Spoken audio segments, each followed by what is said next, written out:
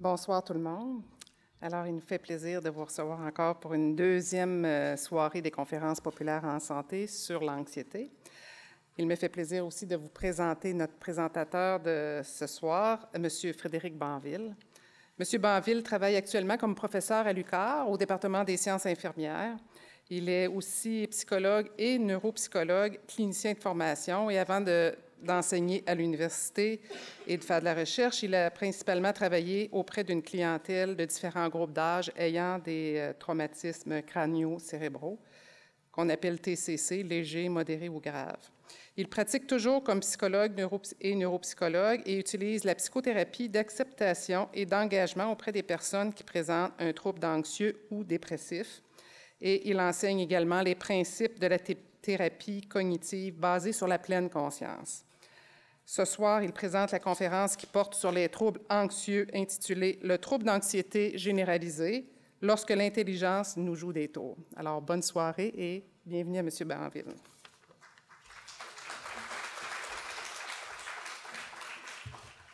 Bonsoir à tous, ici dans la salle, et bonsoir aussi au site distant.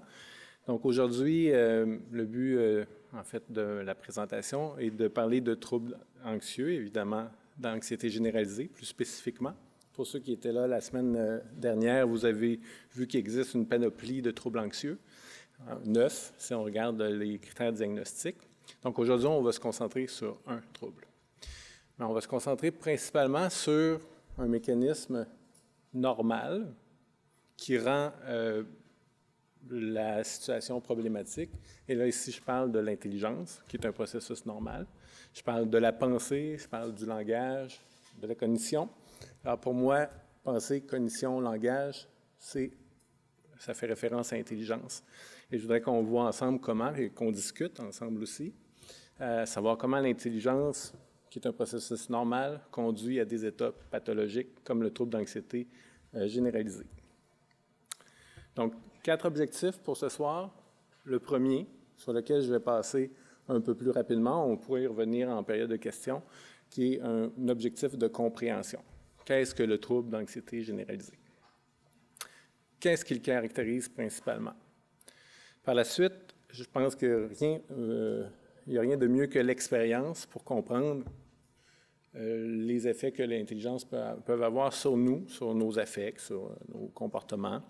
Et bien, on va le faire de manière sécuritaire, avec des objets non anxiogènes. Et puis, on pourra faire le pont après ça sur qu'est-ce que ces processus normaux-là peuvent provoquer quand on parle de problématiques comme l'anxiété généralisée. Ensuite de ça, on pourrait rendre cette expérience-là un petit peu plus théorique. Regardez, ça c'est l'objectif 3. Comment est-ce que le langage, finalement, est responsable du maintien des inquiétudes. Et à la fin, ça serait intéressant de discuter ensemble de la manière de contourner peut-être ces processus langagiers pour faire quelque chose avec finalement, ou obtenir une vie qui nous satisfasse. Donc, premier objectif, comprendre. Si on était moins nombreux, je vous demanderais, est-ce que vous êtes familier avec le trouble d'anxiété généralisée? Est-ce que vous en avez déjà entendu parler? Donc, vous savez déjà depuis la semaine dernière, ou peut-être même avant, que l'anxiété, c'est une maladie ou un trouble ou une problématique de santé mentale là, qui est préoccupante et prédominante. Donc, c'est un des troubles les plus diagnostiqués. Mais en même temps, l'anxiété, ça fait partie de la vie, puis ça nous protège aussi en même temps. Donc, à partir de quand est-ce que l'anxiété devient une problématique importante? Dans les troubles anxieux, on a le trouble d'anxiété généralisée qui est le plus commun, le plus fréquent. On a aussi vu que la prévalence est quand même assez grande. Hein? 3 personnes sur 100 dans la population en général présentent un trouble d'anxiété généralisée. Et ce trouble-là touche d'abord ou principalement les femmes. Ça aussi, c'est des éléments que vous avez vus. C'est un peu une revision là, de ce qui a été discuté la semaine dernière. Qu'est-ce qui distingue, disons, la marque distinctive du trouble d'anxiété généralisée parmi les autres troubles? C'est les inquiétudes. Donc, les inquiétudes sont constantes, envahissantes, ça interfère avec les processus cognitifs dans le quotidien. Donc, peut-être est-ce qu'on peut penser que ça nous amène des difficultés attentionnelles au travail. Peut-être est-ce qu'on est moins présent à nos proches. Peut-être est-ce qu'on fait les choses de manière machinale, qu'on se laisse ou on s'abandonne à nos inquiétudes. Et évidemment, la marque distinctive de l'inquiétude, c'est d'entraîner une souffrance marquée. Le guide qui aide les psychiatres généralement et les psychologues et les infirmières spécialisées en santé mentale, le guide qui nous amène à poser un regard clinique s'appelle le DSM-5, ici aux États-Unis en Amérique, sinon la CIM-9 en Europe. Et on dit des inquiétudes que ce sont des pensées, des images ou des doutes sur des événements négatifs futurs. Donc, on peut penser que les inquiétudes sont faites d'anticipation négative, dirigées vers le futur, qu'ils sont hors proportion concernant les différentes sphères de la vie quotidienne. Donc, on peut penser que les inquiétudes sont construites de croyances irréalistes. Évidemment, elles sont difficiles à contrôler, elles sont excessives, et la personne qui s'adonne à ces inquiétudes ou se laisse piégé par son intelligence, a de la difficulté à reconnaître le caractère excessif là, de ces inquiétudes. Donc, vous savez, avec le DSM, il y a des comptes, des calculs de symptômes dans une durée prédéterminée. Donc, on peut penser que si on a au moins 3 symptômes sur 6 mois, on pourrait s'inquiéter sur le fait peut-être de vivre avec des dimensions d'anxiété généralisée. Parmi les symptômes, parmi ces symptômes-là, au moins 3 doivent être de nature physique. Je les ai mis entre parenthèses. De l'agitation, de la fatigue, des troubles de sommeil, de l'irritabilité, de la tension. Évidemment, ça, c'est ce qui marque le point final par rapport au diagnostic, c'est que la souffrance doit être cliniquement significative. Elle doit altérer le fonctionnement dans plusieurs sphères de vie, dont le travail, la famille. Et puis, elle ne doit pas être due, évidemment, à un autre trouble mental. Maintenant, qu'est-ce qui distingue anxiété et inquiétude? Encore une fois, si on était un peu nombreux, je vous demanderais qu'est-ce qui distingue anxiété et inquiétude. Est-ce que ce sont des concepts similaires?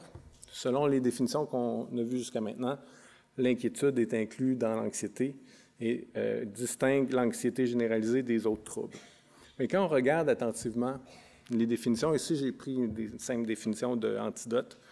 Si on regarde sur l'anxiété, on voit que c'est une angoisse pathologique née de la crainte d'un péril imminent, souvent accompagnée d'inquiétudes extrêmes.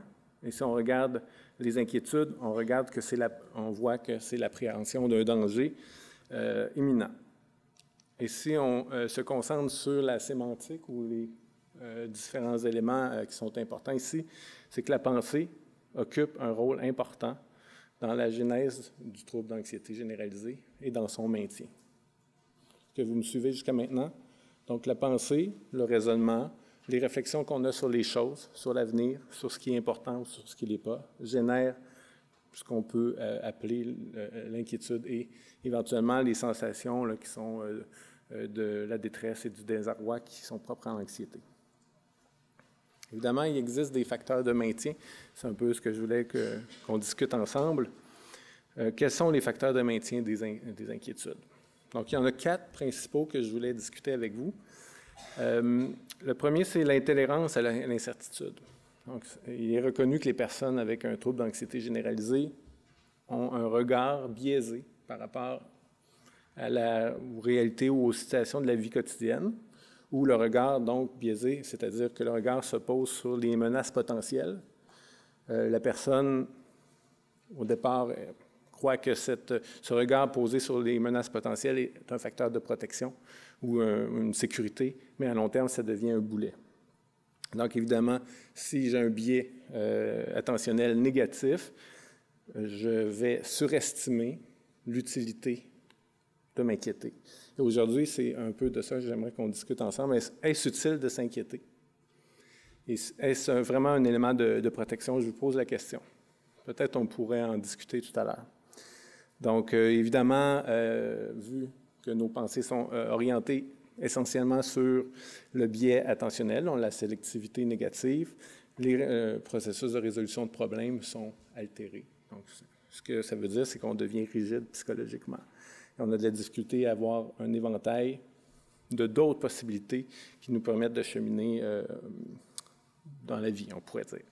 Et un élément, je pense, qui est essentiel et qui m'amène vers la partie expérientielle dans quelques minutes là, de mon exposé, c'est qu'en évitant les sensations désagréables ou en cherchant à contrôler ou à dominer ou à orienter sa pensée d'une manière différente, on alimente et on entretient la difficulté ou la problématique. C'est un peu la démonstration que je souhaite faire que nous fassions ensemble aujourd'hui. Mais avant, il faut s'entendre sur les termes qui vont nous permettre de cheminer ou de progresser ensemble. Donc, 2 termes qui proviennent des approches cognitives comportementales dites de 3e vague, donc l'acceptation et l'engagement. Je vais vous parler d'abord d'évitement expérientiel et ensuite de ça, de fusion avec le langage. Donc, si je vous dis évitement expérientiel, intuitivement, on pourrait dire que ça fait référence à la possibilité de chercher à ne pas vivre quelque chose de l'expérience. Et si on essaie de le définir de manière plus formelle, on pourrait dire que c'est une tentative de moduler, d'éviter, d'éliminer nos pensées, nos émotions, nos sensations physiques qu'on juge indésirables. Si je suis dans un mode de fusion cognitive ou fusion avec le langage, alors je m'identifie à mes pensées. Je pense que mes a priori sont vrais, qu'ils sont justes et que mes croyances sont non seulement des pensées, mais le reflet de la réalité. Vous voyez la différence entre les deux? On va les aborder de manière un peu plus précise avec ce diagramme-là. Donc, nous, les humains, nous faisons l'expérience du contexte et l'expérience du monde par nos sens. Êtes-vous d'accord? On voit, on sent, on regarde, on touche. Mais peut-être est-ce que ça nous arrive, je prends un exemple simple, dans la douche ou en faisant la vaisselle, que notre expérience des sens devient quasi inexistante et que c'est notre expérience mentale ou notre activité mentale qui prend le dessus. Est-ce que ça vous est arrivé déjà d'être dans la douche puis de résoudre des problèmes au travail, à l'école? En faisant la vaisselle, êtes-vous vraiment en train de faire la vaisselle? Est-ce qu'il y a quelqu'un qui fait la vaisselle? Donc, ici, le processus de dérivation vers l'activité mentale, c'est un processus normal, mais quand ça va bien, puis quand c'est des rêves, quand c'est joyeux, quand c'est agréable, on a tendance à vouloir alimenter ces pensées-là. Hein? Tout le monde veut avoir plus de bien-être et de plaisir, mais quand ça devient désagréable, comme humain, le réflexe naturel, c'est de chercher à s'éloigner des éléments problématiques. Donc, si mon expérience des sens est désagréable, j'ai un malaise, j'ai chaud, je ne me sens pas bien, peut-être ou j'ai une angoisse, une inquiétude, peut-être est-ce que ma tendance naturelle va être d'éviter cette expérience des sens qui est désagréable. Si je suis dans un mode de résolution de problèmes, dans un mode « je dois »,« il faut », rempli d'injonctions, si je suis ce que je pense que je suis et que je représente les étiquettes que les autres me donnent, un bon père, un mauvais conducteur, à ce moment-là, je suis dans l'expérience du mental et je fais de cette étiquette une partie de mon identité, ce qui représente en soi un problème. Par exemple, sûrement que tout le monde ici a déjà vécu des expériences anxiogènes. Ce serait anormal de ne pas l'avoir vécu. Et si vous avez vécu quelque chose d'anxiogène, êtes-vous un trouble anxieux ou vous êtes une personne qui avait vécu de l'anxiété? Donc, si vous êtes un trouble anxieux sur 2 pattes, alors vous êtes dans l'exercice, dans l'expérience du mental, vous fusionnez avec une étiquette qui vous empêche d'être autre chose que quelqu'un qui a un trouble anxieux. Donc, l'exercice est simple. Hein? On cherche à s'éloigner de ce qui est désagréable, à s'approcher de ce qui est agréable, c'est typiquement humain, et on peut faire l'expérience par les sens de l'extérieur ou se virtualiser par l'intérieur, par la pensée. Qu'est-ce qui arrive si on est en mode fusion? On va regarder deux modes aujourd'hui, assez simple, une switch à on puis une switch à off. Donc, si je suis en mode fusion, donc je suis en mode rumination. Si je suis en mode rumination, je suis dans la douche, je règle des problèmes, alors je n'ai plus conscience de l'expérience de mes sens. Par exemple, pour la personne qui a un trouble d'anxiété généralisée, les mots peuvent évoquer des expériences sensorielles sans même que l'objet d'anxiété soit là. On va faire une expérience tout à l'heure de vivre une sensation en l'absence d'un objet pour voir la puissance que notre intelligence peut avoir. Donc ici, ce qu'il faut comprendre, c'est qu'il y a un transfert vers des pensées qui n'ont rien à voir avec l'expérience du moment présent. Quand je fais une anticipation négative, c'est le propre du trouble d'anxiété généralisée, quand j'anticipe quelque chose de négatif, je passe de l'expérience de mes sens, je me déconnecte et j'arrive dans mon expérience du mental. Un exemple non problématique serait quand vous conduisez votre voiture. Est-ce que ça vous est déjà arrivé de vous demander si vous êtes passé par Trois-Pistoles en allant vers Rimouski, puis de ne pas avoir vu la route? C'est arrivé à certains... Moi, ça m'arrive régulièrement. Donc, à ce moment-là, je pense être dans l'expérience du mental. Donc, ici, l'expérience du mental nous amène à réfléchir sur des sujets qui sont des thématiques qui nous sont chères et propres. Donc, avoir un problème, imaginer des difficultés de nos proches, des difficultés financières. En fait, les préoccupations de la personne qui a un trouble d'anxiété généralisée sont la santé, la famille, les finances. D'accord. Donc, si je poursuis ici, le problème avec la fusion avec le langage, c'est que nos sens s'émoussent et que nos pensées deviennent la réalité. Nos pensées nous font éprouver, finalement, ces sensations désagréables qu'on cherche à éviter. Et donc, l'expérience du moment est teintée par cette somme de préoccupations-là. Évidemment, on devient sensible au contexte extérieur et peut-être par le fait même, on se prive de choses vraiment intéressantes. Vous d'accord? Si je suis dans mon expérience du mental, c'est possible que d'autres choses importantes autour de moi soient pénalisées. Donc, si je me ramasse dans cette partie-là de mon expérience, c'est possible que je prenne mes pensées pour du cash. Donc, j'ai peur d'avoir un accident, donc je vais avoir un accident. C'est possible aussi que j'essaie de créer des règles mentales pour me permettre de mettre à distance les éléments qui m'inquiètent un peu plus. Et donc, c'est aussi possible que je devienne les étiquettes que je m'impose ou les étiquettes que les autres m'imposent.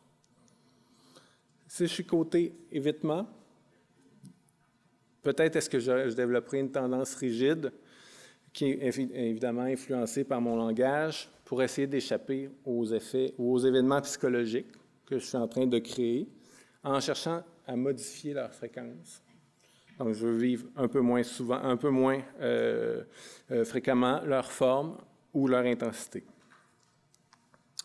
Donc, évidemment, j'ai un petit problème avec mon graphique, mais évidemment, cette tendance-là à l'évitement va me forcer ou va me conduire à vouloir éviter les expériences désagréables.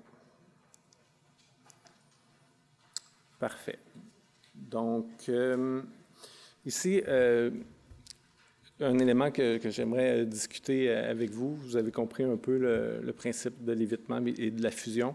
Ces deux composantes-là de l'esprit, ces deux composantes-là influencées par l'intelligence, ont la mauvaise tendance à nous éloigner de choses qui peut-être comptent vraiment pour nous. Et un élément qui, je pense, pourrait être un repère, on en parlera en dernière partie, ce sont nos valeurs. Et je vous demande déjà peut-être de commencer à amorcer une réflexion personnelle sur qu'est-ce qui compte réellement pour vous.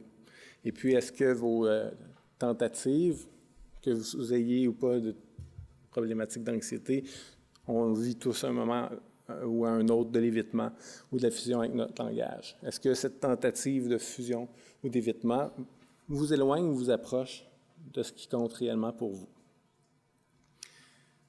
Dans un contexte clinique, généralement, les personnes qui viennent voir le psychologue viennent pour avoir des solutions à leur détresse. Donc, ils souffrent vraiment, ces personnes-là, énormément. Et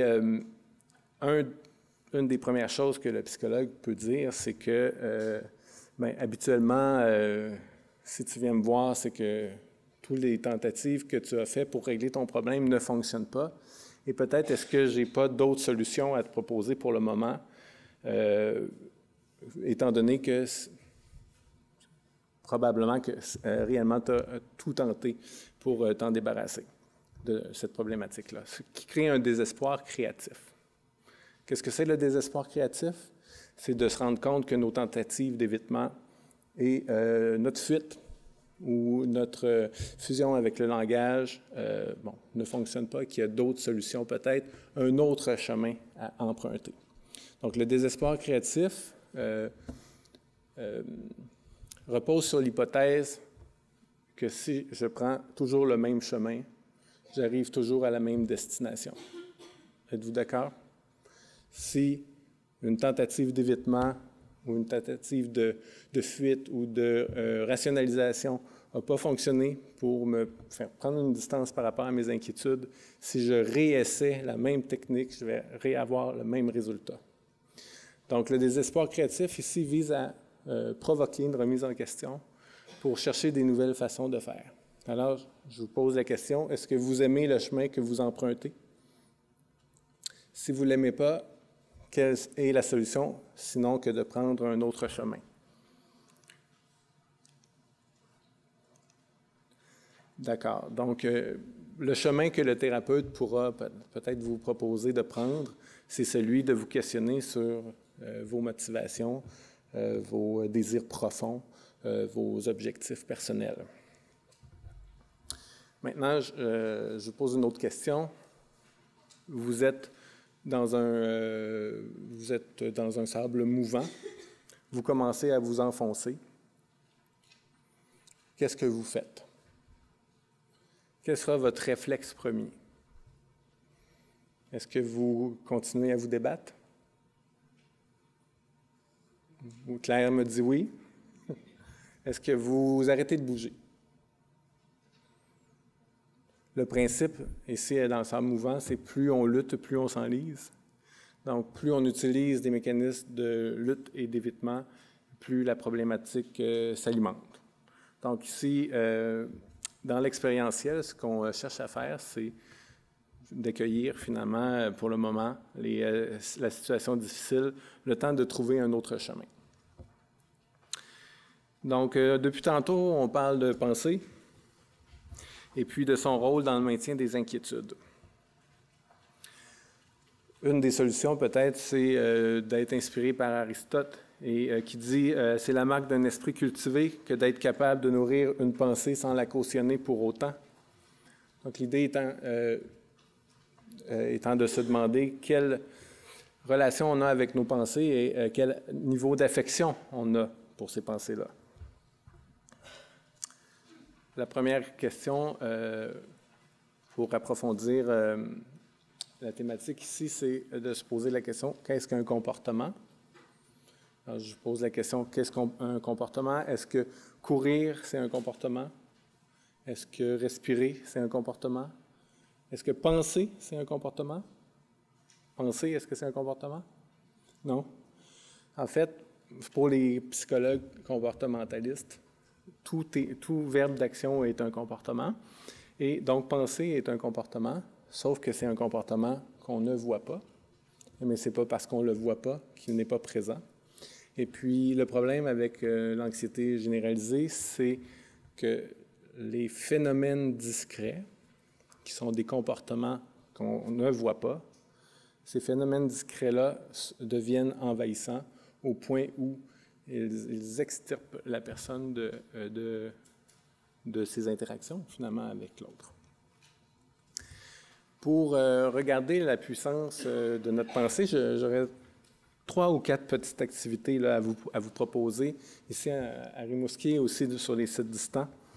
L'exercice, normalement, on le fait les yeux fermés, mais vous pouvez rester les yeux ouverts. Puis je vais vous demander de penser à une chaude journée d'été, à l'extérieur, sur votre balcon. Et puis, sur la table autour de laquelle vous êtes, il y a un fruit mûr. Je vous demande de réfléchir ou de visualiser votre fruit. Donc, un fruit mûr, vous pouvez voir sa texture, voir sa couleur. Vous pouvez même un peu sentir légèrement son parfum fruité. Juste à côté de vous, vous avez la chance d'avoir un couteau, puis vous ouvrez ce fruit pour en laisser dégager encore plus sa saveur, voire la texture à l'intérieur. Vous approchez tranquillement ce fruit de votre bouche et puis vous croquez dans le citron. Généralement, le citron vient briser un petit peu l'expérience du moment. C'est un petit peu un effet turn-off. Je ne sais pas, certains sont des bons candidats à cet exercice-là, d'autres moins, parce que c'est pas évident de faire ça à 200 personnes. Mais est-ce que vous avez senti un changement de sensation? Pourtant, ni le fruit mûr, ni le citron sont ici avec nous. La puissance de l'intelligence. Quand l'intelligence nous joue des tours, pour le fruit, c'est anodin. Je pense même un peu comique. Mais quand il s'agit d'une crainte irréaliste ou plausible, mais irréaliste parce qu'on n'est pas dans le moment présent en train de la gérer, là, c'est une autre affaire. Puis c'est peut-être un peu moins intéressant comme sensation. Pour expérimenter l'effet de la pensée, on pourrait aller un peu plus loin. Puis, je pourrais faire venir 5-6 personnes ici. Puis, vous demander qu'est-ce que vous pensez de vous-même. Qu'est-ce que les autres diraient de vous? C'est, je pense, des thématiques anxiogènes. Qu'est-ce que je pense de moi? Est-ce que je suis tout ce que je pense de moi? Est-ce que ce que les autres pensent de moi ont une incidence sur ce que je suis? Est-ce que je devrais être ce que les autres pensent de moi? Bref, pourquoi je vous dis tout ça? Parce que dans le contexte où le langage nous joue des tours, on devient rigide psychologiquement. Et vous savez, le fameux soi psychanalytique, le soi, l'inconscient. En psychologie comportementale, il y a aussi un soi. Et le soi, il peut être de 2 formes. Il peut être soit concept, donc c'est-à-dire une étiquette qu'on s'appose, ou contexte, là où on prend confiance ou connaissance de l'effet du contexte sur nos comportements. Donc ici, vos comportements sont probablement influencés par le contexte. Si vous étiez en train de regarder la télé seul, probablement que vous auriez d'autres comportements. Donc, si on arrive à se voir jouer dans le contexte sans porter d'étiquette, on devient un petit peu plus complet qu'une étiquette en dehors du contexte. Donc ici, je pense, une autre expérience que je vous propose, je pense que le langage met des étiquettes. Ah, ceci est génial. Ah, vous êtes formidable. Quelle magnifique journée. Ça va quand c'est positif, mais quand on commence à s'auto-dénigrer et à diminuer son estime de soi-même, c'est un autre paire de manches, comme on dit. Je vous pose la question maintenant, selon vous, quelle est la vraie représentation d'une maison? Dites-moi, parmi ces dessins-là, A, B, C ou D, est-ce que l'une est plus vraie que l'autre?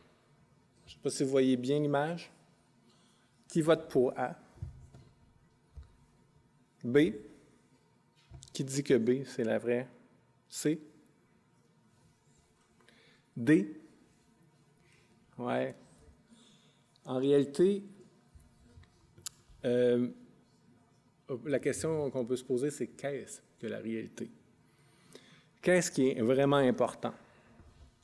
Alors, je pense que plus important que la réalité, c'est la fonction. Par exemple, est-ce vrai ou est-ce faux que je suis bon en mathématiques? Ça peut être vrai, ça peut être faux, mais est-ce utile? Donc, que je sois bon ou moins bon en mathématiques, que ce soit vrai ou faux, c'est moins important que est-ce que c'est utile que je sois bon en mathématiques. Peut-être que oui, si je suis en génie. Peut-être que non, si, je ne sais pas, j'ai un autre métier, le premier qui me vient en tête, c'est l'art, mais on pourrait en discuter. Ici, le plus important, c'est qu'est-ce qu'on veut faire. Donc, si, là, on voit moins bien peut-être, mais peut-être sur vos papiers, c'est mieux.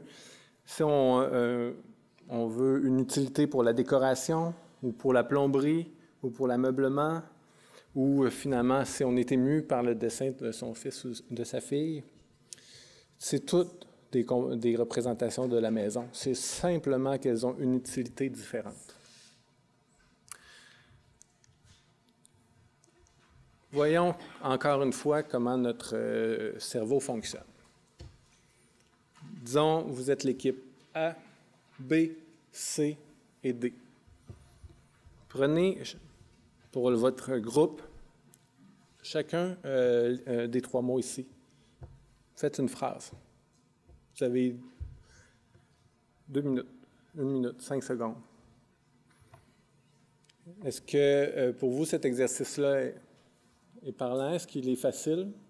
Est-ce que votre esprit arrive à former des phrases? Nicole, est-ce que tu as une phrase à nous partager? C'est gênant.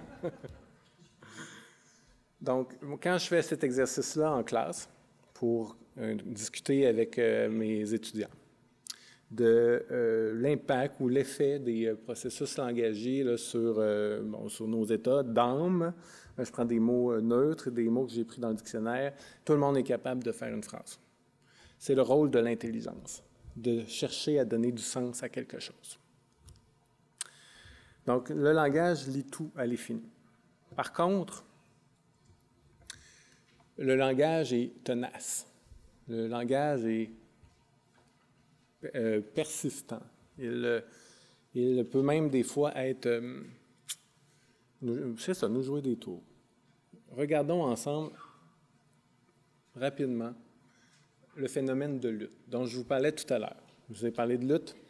La lutte, c'est une combinaison de fusionner avec son langage, faire que ça soit vrai, et essayer de mettre à distance des éléments qui nous préoccupent et nous perturbent. Donc, vous voyez ici le renard. Normalement, on prend 5 minutes pour le faire. Mais je propose de prendre 30 secondes. Le temps est compté. Et c'est le dernier exercice que je fais. Après, on va passer vers des éléments un petit peu plus pratiques en surfant un petit peu sur des éléments théoriques. Donc, je vous demande de prendre 1 minute pour ne pas penser au renard. Juste ne pas penser au renard. Vous pouvez faire ce que vous voulez, mais ne pensez pas à un renard.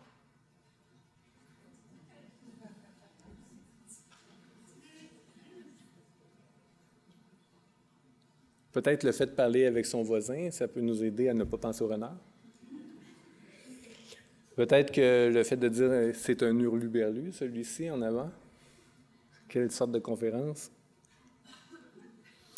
Les leçons du renard. Donc, cherchez, je ne sais pas si vous avez eu l'occasion de le faire, mais après 5 minutes, là, le monde commence à être tanné.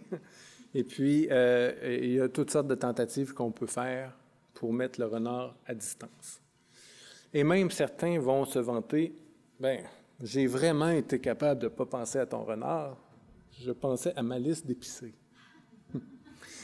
Mais l'idée ici, c'est que de chercher à éviter une pensée, c'est forcément se souvenir de ce qu'on doit éviter. C'est le piège du renard. Chercher à contrôler quelque chose de l'ordre de la pensée, pas la pensée, c'est de l'entretenir d'une certaine façon. Donc, pensons à Jean, qui a un trouble d'anxiété généralisée, dont une de ses valeurs principales est la citoyenneté, et pour ça, bien, il doit s'impliquer socialement. Bien, c'est sûr que si Jean garde son étiquette, celle qu'il croit là, fortement de ne pas être intéressant, il risque de plus ou moins se socialiser.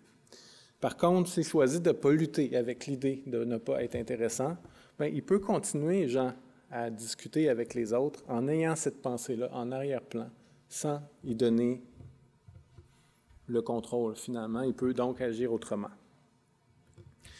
Donc, ici, vous vous souvenez de mon graphique de tout à l'heure? Intérieur, extérieur.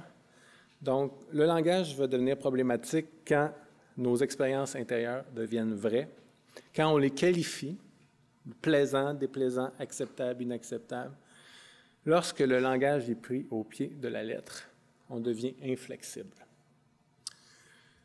Et j'ai beaucoup de questions aujourd'hui. Hein? Finalement, c'est moi qui fais la période de questions. Qu'avez-vous perdu? Qui n'êtes-vous pas devenu au profit de la lutte? Avec ou sans trouble d'anxiété, on a tous vécu un phénomène de lutte. Les règles extérieures, c'est simple. L'intelligence, son rôle, c'est de trouver des solutions à des problèmes. Êtes-vous d'accord? Vous êtes dans le trafic, vous avez une réunion importante là, dans le trafic, là, au proche du McDonald's. Et puis, vous avez une rencontre importante, vous allez être en retard, votre intelligence va vous aider à trouver une solution. Vous avez une crevaison, pas de pneu de secours, il y a dégonflé, votre intelligence va vous aider à trouver une solution. Mais le problème vient du fait de vouloir régler des problèmes intérieurs avec la même intelligence. Donc, pour les règles de l'extérieur, si quelque chose te dérange, alors il faudrait t'en débarrasser. Mais de l'intérieur, ça se revire contre nous et ça dit plutôt, si tu cherches à t'en débarrasser, alors tu l'auras. C'est l'expérience du renard. Donc, si ça marche pour les problèmes extérieurs, puis on est content, mais que ça ne marche pas pour les problèmes intérieurs, comment faire face aux problèmes intérieurs? Imaginez que vous passez la plupart de votre temps à jouer, à faire le tir à la corde avec vos principales préoccupations. Imaginez-les comme vous voulez, un monstre, un géant, et que la plupart de votre temps, vous tirez pour vous débarrasser de vos préoccupations. Parfois, ça marche. Est-ce que parfois, ça marche? Parfois, non. Parfois, elles sont envahissantes. Des fois, ça marche. Des fois, ça ne marche pas. Mais si le problème était le tir à la corde et tout le temps investi à faire quelque chose qui nous éloigne de ce qui est vraiment important pour nous, et si la solution n'était pas de juste laisser les préoccupations là où elles le sont. Donc, il y a plusieurs stratégies. Peut-être je reviendrai dans la pause, parce qu'il ne me reste que 20 minutes et je voudrais qu'on parle de valeurs ensemble. Donc, j'ai parlé beaucoup de langage. On a fait des expériences ensemble. Maintenant, tout ça, c'est sous le grand chapeau, théoriquement parlant, des cadres relationnels. Qu'est-ce que c'est les cadres relationnels? C'est super simple. C'est notre capacité de l'intelligence à tout relier à l'infini sans fin. C'est ce qui nous fait passer de l'expérience des sens à l'expérience du mental. Pour bien comprendre les cadres relationnels, la question est de se poser qu'est-ce qui nous différencie des autres espèces? Le savez-vous? À part qu'on marche debout. Pourquoi il y a des singes aussi qui marchent debout? Une chose. Comment? Voilà. Notre langage nous différencie. Oui, tout à fait. Nous mettre des concepts, c'est intéressant en génie et en psychologie. C'est comme un peu un problème comme on l'a vu. Donc, au départ, on vit l'expérience avec nos 5 sens, hein, comme enfant. À partir de 2 ans, on commence à acquérir les premières expériences langagières. On commence à comprendre le monde par l'expérience de notre mental. Et c'est là où commence peut-être notre expérience avec certains processus pathologiques. Donc, une fois, on dit que le monologue intérieur engagé, notre expérience sensorielle devient finalement une expérience mentalisée. Donc, une fois que l'expérience sensorielle est transférée de nos 5 sens vers notre expérience du mental, elle est transformée.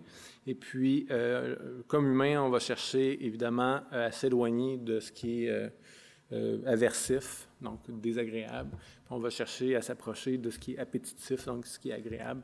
Mais la vie étant ce qu'elle est, être toujours dans l'agréable, c'est impossible. Comme être toujours dans le désagréable. C'est pour ça qu'en pleine conscience, on parle d'impermanence des choses. Ça, c'est une stratégie qu'il y avait sur une planche antérieure pour pouvoir faire face à nos pensées. L'impermanence des choses, ça veut dire que il n'y a rien qui dure. Finalement, tout se transforme et tout change. L'expérience qu'on a vécue tout à l'heure sur le fruit mûr, on pourrait aussi penser à le revivre de cette manière-là. Penser à un fruit mûr, penser à un fruit pourri, penser à un fruit trop mûr. Et puis, si on prenait le temps ensemble de jouer à ce jeu-là, c'est sûr qu'on pourrait avoir des sensations juste avec l'expérience du mental. On pourrait le faire avec la banane, par exemple.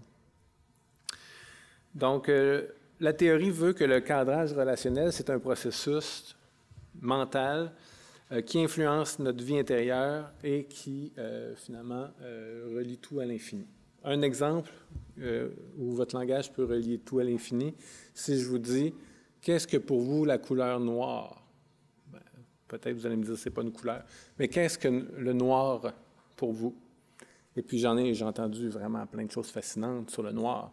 Ça amincit, c'est le deuil, c'est ceci, c'est cela. Donc, c'est toutes des représentations que la couleur noire n'a pas cherché à avoir. C'est des étiquettes qu'on a mis à cette couleur-là. On pourrait faire l'exercice du crayon ensemble. Peut-être vous pourrez prendre 2 minutes tout à l'heure pour regarder votre crayon attentivement, en essayant le plus possible de le voir dans toutes ses formes. Au début, peut-être votre langage va dire que c'est stupide comme activité. Après, peut-être est-ce que vous allez commencer à... En fait, je vais vous raconter l'histoire d'une infirmière à qui j'ai donné une formation. C'est un groupe. Et puis cette infirmière-là regardait le crayon et puis elle commençait à trouver l'exercice franchement étonnant. Et puis elle a commencé à se demander d'où venait le crayon. De réaliser que le crayon venait de son CI3S, là, son centre hospitalier, puis que finalement, étant en congé de maternité, bientôt elle allait recommencer à travailler, puis qu'elle allait avoir vraiment beaucoup de défis.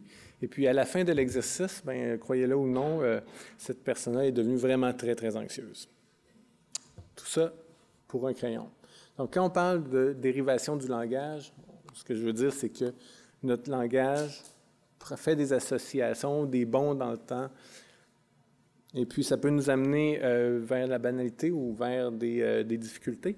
Imaginez maintenant une préoccupation vraiment importante, là, quelque chose dont vous avez vraiment peur. Accordez-lui un peu d'attention et vous allez voir que fort probablement tout votre esprit va être occupé par cette peur. Donc imaginez que Jean, par exemple, a peur des serpents et qu'il voit une image de serpent. C'est un peu le principe là, des problèmes de phobie là, dont vous avez peut-être parlé la semaine passée. Donc ici, Jean ayant peur des serpents, son réflexe naturel va être quoi? Le premier, peut-être, ce sera de ne pas regarder l'image. Le second, ce sera peut-être de chercher à lutter contre ses ressentis. Le cadre relationnel avec le crayon s'applique à 100% à nos objets phobiques. Alors, 3 questions. Comment faire pour prendre une distance de ces inquiétudes? On a dit que tout à l'heure, le contexte contrôle nos comportements. Maintenant, la question qu'on peut se poser, c'est qu'est-ce qui fonctionne le mieux? C'est quoi les comportements que j'adopte qui fonctionnent le mieux quand je suis face à mes inquiétudes? Comment je peux le reconnaître, ce qui fonctionne le mieux? Et comment je peux changer de chemin en développant des comportements qui m'aident à me diriger vers ce qui est important pour moi.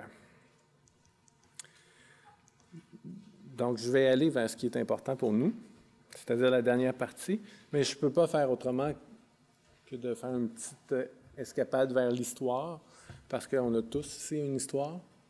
On est peut-être tous attachés à notre histoire aussi. C'est sécurisant d'avoir une histoire, êtes-vous d'accord? Ça nous permet d'avoir des repères, ça nous permet d'avoir une identité, ça nous permet d'avoir des marches à suivre, des règles et tout ça. Mais peut-être est-ce que la plupart des règles qu'on se fixe, c'est des règles arbitraires? Arbitraires dans le sens où qui dit que c'est la bonne chose pour moi. Donc, c'est malheureux parce que quand on a des problématiques de santé mentale, on reste accroché à notre histoire. Puis parfois, c'est cette histoire-là qui crée ou qui engendre ou qui entretient des difficultés. Alors, la solution pourrait être de reconnaître cette histoire, parfois la souffrance derrière cette histoire, et puis de se tourner peut-être vers quelque chose sur lequel on a plus de contrôle, c'est-à-dire nos actions et nos comportements. Maintenant, pour ça, je pense que c'est important de savoir où on se dirige, où on s'en va. J'aimerais vous parler de direction de vie choisie. Est-ce que toutes les directions que vous prenez dans la dernière année, on va dire, sont des directions de vie choisies? Est-ce que vous avez tous choisi ou vous avez décidé ou vous avez fait des faux choix? C'est une question qu'on peut se poser. Et comment on reconnaît si on a choisi ou si on a décidé ou si c'est un vrai ou un faux choix? Bon, on peut penser à la métaphore de l'autobus. Bon, la vie est comme un autobus. Donc, on peut inscrire une direction à l'avant.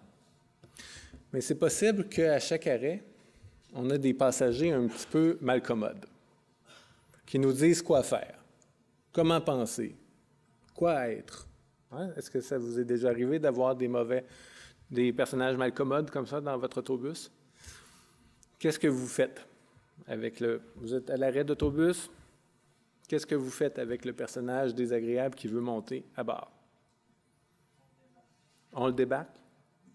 C'est une bonne solution. On continue. Mais au prochain arrêt, c'est possible que lui ou son représentant refasse surface. On pourrait aussi les laisser entrer puis un peu discuter avec eux autres. Ben non, ne prends pas toute cette place-là, tu vois. Mais on n'avance pas pendant ce temps-là. Êtes-vous d'accord? OK. Donc, on peut, je pense, avancer en présence de nos passagers malcommodes. Ça dépend si on choisit d'être le capitaine ou pas. C'est sûr que si je dis à mes personnages, ben tu vois, c'était utile, ça m'a déjà été utile, mais là, ça ne l'est plus. Et puis, regarde en haut, c'est la direction, là, on va vers les relations amoureuses, vers la formation. Et puis, l'idée, c'est que tu peux donner ton avis, mais pour le moment, elle ne m'intéresse pas. Fort probablement que ces pensées-là vont s'estomper. Vous connaissez les stratégies conventionnelles pour se désensibiliser d'une peur? Vous avez peur d'une araignée? Qu'est-ce que le psychologue va faire? Il va vous parler d'araignée, après ça, il va vous montrer des photos d'araignée, après ça, une vidéo d'araignée, après ça, vous allez toucher à l'araignée, et puis tout à coup, vous allez être désensibilisé. Si vos personnages parlent mais qui n'ont pas d'écoute, alors ils ne vont plus parler à un moment donné. C'est le principe de la désensibilisation systématique. Donc, nos valeurs, je pense que sont des directions qu'on choisit de prendre. Sur l'autre page, vous avez la métaphore de la boussole. Comme le temps file, je vais vous faire un 2 pour 1. Je vais vous raconter les 2 prochaines planches. Donc, vous choisissez une valeur, donc une direction. Vous choisissez d'aller vers le nord, ou vers l'est, ou vers l'ouest. Vers l'amitié, vers le travail, vers les relations amoureuses. Et puis, cette direction-là, ce n'est pas un objectif, c'est un processus de s'y rendre. Donc, le chemin est le but. Et puis, ce n'est pas important de ne pas l'atteindre parce qu'on n'atteint jamais vraiment le nord. L'important, c'est de ne pas perdre la cible de vue. C'est de garder la direction sur la boussole.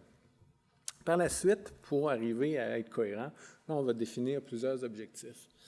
Comme par exemple, je ne sais pas moi, si on a comme valeur de se former, bien, une première chose qui serait intéressante serait de s'inscrire à un cours.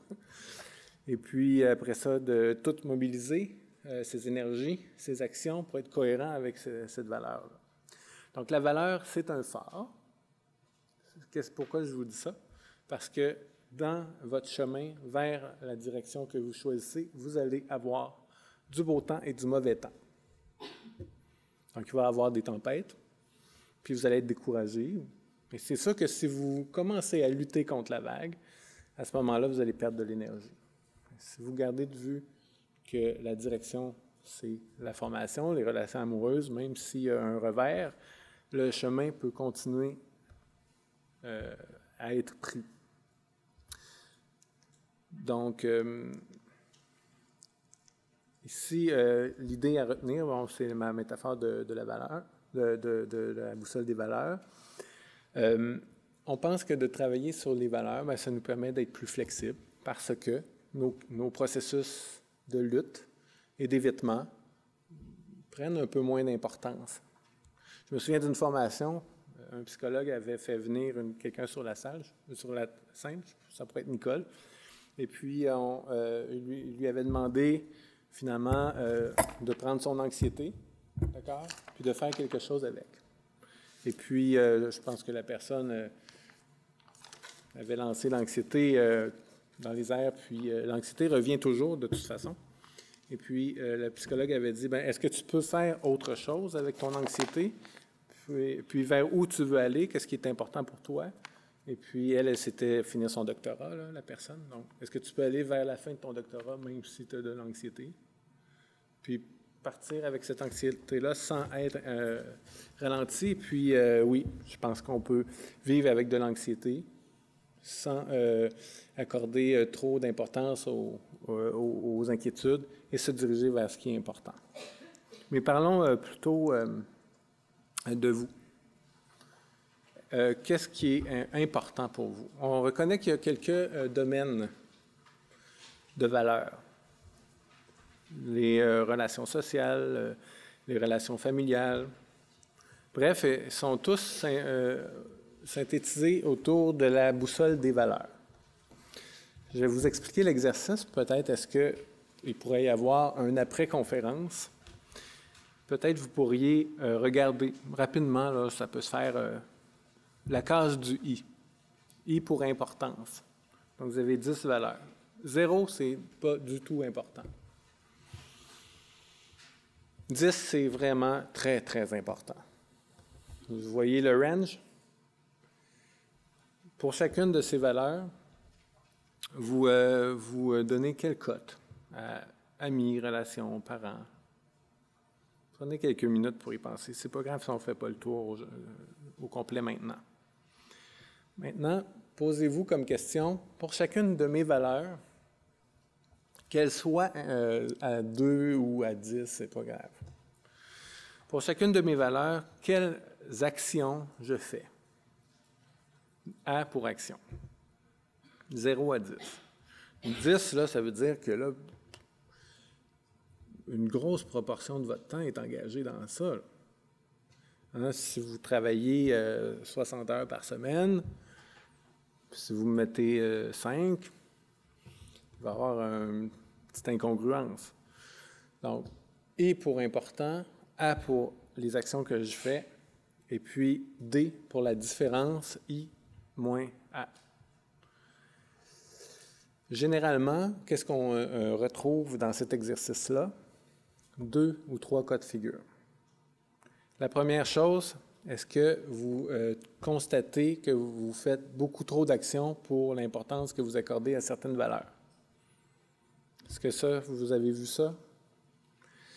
Est-ce que, pour d'autres cas, vous ne faites pas assez d'actions pour une valeur importante? Ça, c'est un autre cas de valeur, un autre cas de figure. Donc, si vous avez un score très élevé, c'est qu'il y a un déséquilibre entre ce que vous faites et ce qui est important pour vous.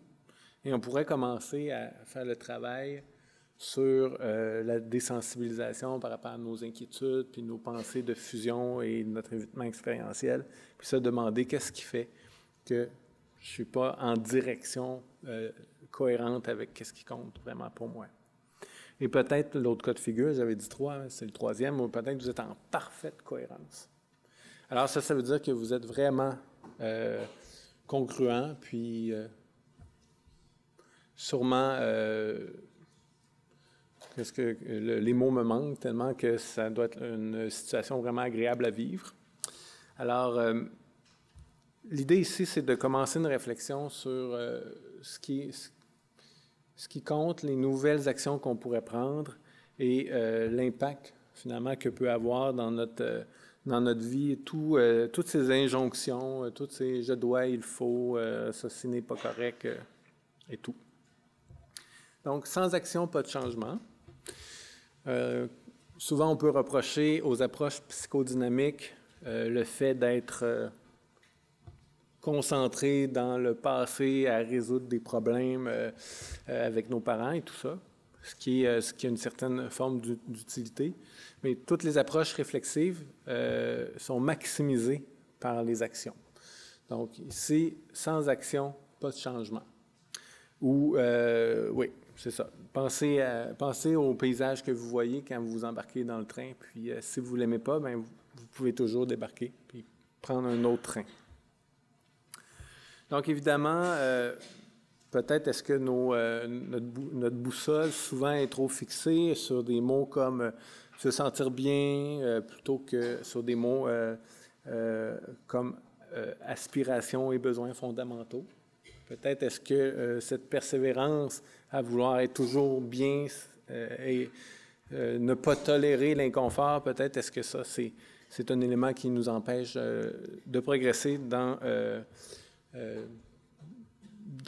finalement en direction de nos valeurs. Donc, la fausse route pourrait être de chercher ou consister à ne chercher que le bien-être. Donc, ça m'amène à penser que des fois, ça peut quand même être instructif de laisser venir à soi des inconforts ou certaines formes de souffrance ou des difficultés. On dit que la tristesse peut nous ouvrir le cœur et que la vulnérabilité peut nous connecter aux autres. Pour faire cette réflexion-là, avec nos clients ou dans mes classes, je propose toujours quasiment systématiquement la lecture du poème ici qui s'appelle « La maison d'hôte ». Donc, ce poème-là raconte l'histoire d'un humain qui laisse rentrer dans sa maison des éléments vraiment pas le fun. Une dépression, une mesquinerie, un visiteur inattendu qui peut semer le doute et le trouble dans la demeure. Et puis, le poème propose d'accueillir tout, la douleur, même si la maison devient vidée de tous ses meubles, parce que les pensées sombres, la honte, la méchanceté peuvent nous permettre de conscientiser des éléments qui nous font faire fausse route et nous permettent finalement de juste se réajuster en apprenant des sensations négatives.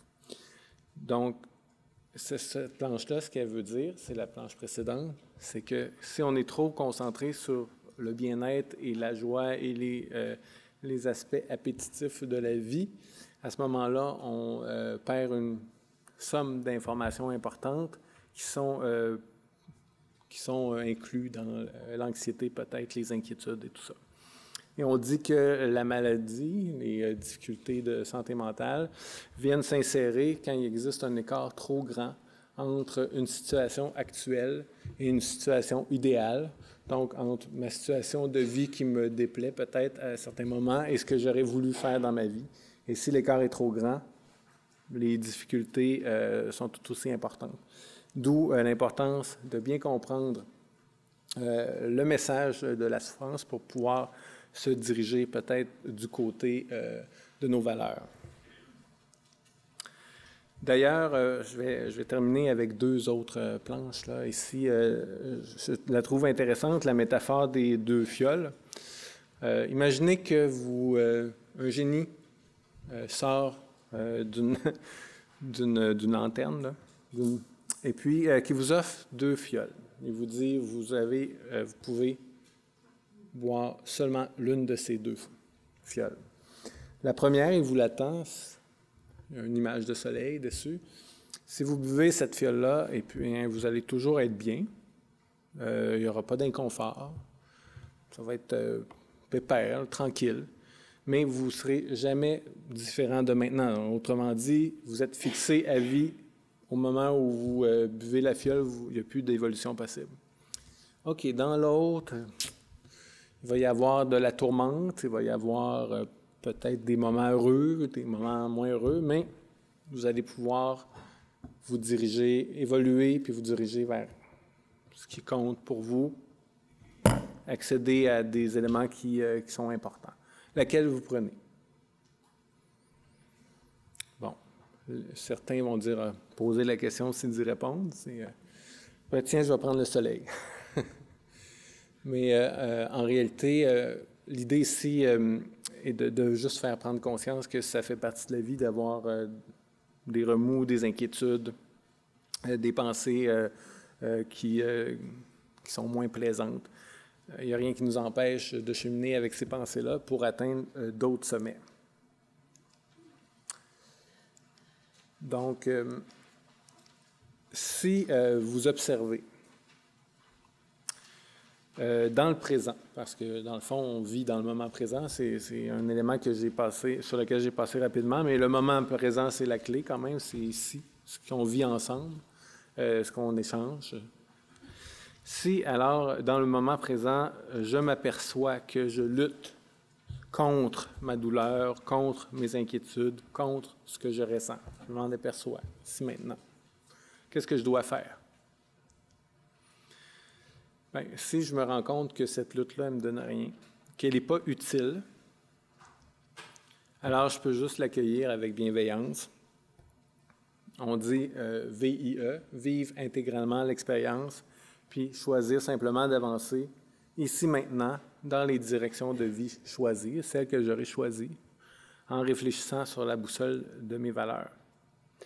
Si je suis accroché par mes pensées, des préoccupations, des ruminations, puis que ça ne fonctionne pas, alors je peux simplement décrocher de mes pensées puis me refocaliser sur ce qui est réellement important pour moi. La question ici, c'est de quel côté de mon manuel de vie je me trouve. Manuel de vie, c'est en fait, vous vous souvenez, l'expérience des sens avec l'expérience du mental, s'approcher, s'éloigner. Bien, c'est s'approcher, s'éloigner de la souffrance ou de ses valeurs. Alors, est-ce que je suis plutôt côté souffrance, où je lutte, ou est-ce que je suis plutôt côté valeur? Et si je me rends compte que d'être du côté souffrance, ça ne marche pas, je peux toujours choisir à tout moment, à chaque instant, seconde après seconde, juste de me remettre en marche vers ce qui compte pour moi. Autrement dit, il n'y a pas de fausse route, il n'y a pas de mauvais choix, il y a simplement une cohérence entre les actions que je pose et les choses qui sont vraiment importantes pour moi. Alors, comme le disait un des pères de la psychologie comportementale, ne considérez aucune pratique comme immuable, changez et soyez prêts à changer encore, n'acceptez aucune éternelle vérité expérimentée. Donc, en conclusion, peut-être pour la minute qui me reste, aujourd'hui, on a essayé d'explorer rapidement, en fait, en une heure, les effets que peuvent avoir l'intelligence et les pensées sur le maintien des inquiétudes. Et on a terminé la rencontre en regardant peut-être des stratégies utiles pour pouvoir se dégager, pas se guérir, pas effacer nos inquiétudes, mais juste les voir d'une autre manière pour nous permettre d'avancer vers ce qui est important pour nous. Alors, je vous remercie de votre attention, puis je suis prêt pour prendre vos questions.